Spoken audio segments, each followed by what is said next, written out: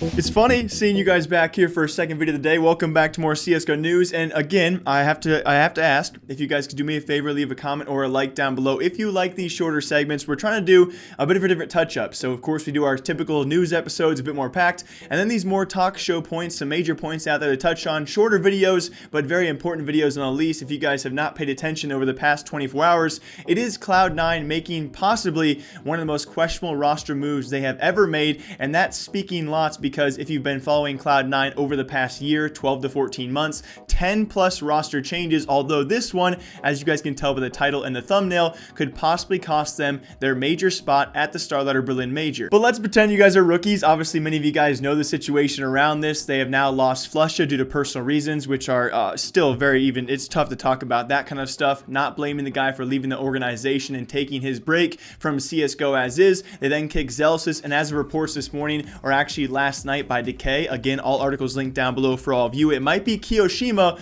also on his way out. Now this brings a lot of speculation, a lot of rumors and talks about their next major appearance, as they did retain that major spot after seemingly, it's been kind of crazy to follow Cloud9 because over the past year or so, with countless roster changes, they have actually done pretty crazily well with how broken their team has been, especially the number of stand-ins, temporaries, so on and so forth, losing their best players in Stewie and Tarek, or some at the time standout players. So I will give them one due credit. When they actually do have a full roster, I'm excited to see where these guys can go, but it does bring in the question as if their major spot has been lost, because those three players that did leave, apparently according to past major rules, as well as an ESL admin and referee, those will be the spots that are actually given to them in terms of major spots. Those three spots are now off the roster. The only two spots they actually had left were Rush and Automatic. Golden spot was taken away because, yes, he was a player on their roster for that last major, but unfortunately enough, he did not play. And once they used, according to the rulebook,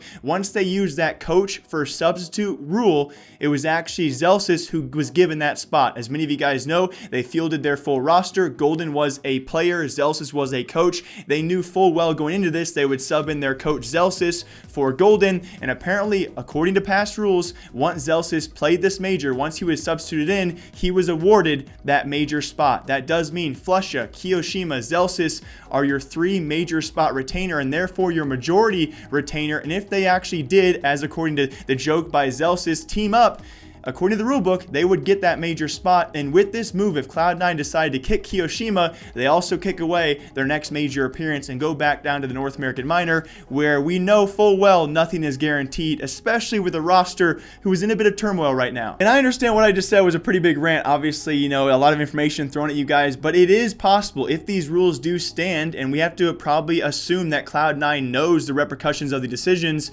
which makes you think all the more they must be really solidified on getting rid of Kiyoshima, which makes you think all the more they are probably really solidified on picking up their next two potential players, that according to Dust 2 being Yugi and Config. I've already discussed this in my first episode today about what I think about this move. I really do think, especially when it comes to Yugi, I would say underperforming, underdeveloped, and not necessarily proven in his roles. I think Config has had a sharp fall off ever since his time in Optic Gaming, although we've seen how good he really can be. And so this roster just seems to be a random shamble of players. And with this all being said, yes, you face the criticism of changing your roster for the third or fourth time in the past year. On top of that, you have to face the criticism now, if they do go through with this, of losing your major spot, which in other terms, it really makes you question, why would you do that, right? But if they're that solidified on this roster, if this roster wants to be together that bad, they know the sacrifices they're going to make to get this roster, then you have to have faith in what Cloud9 are doing.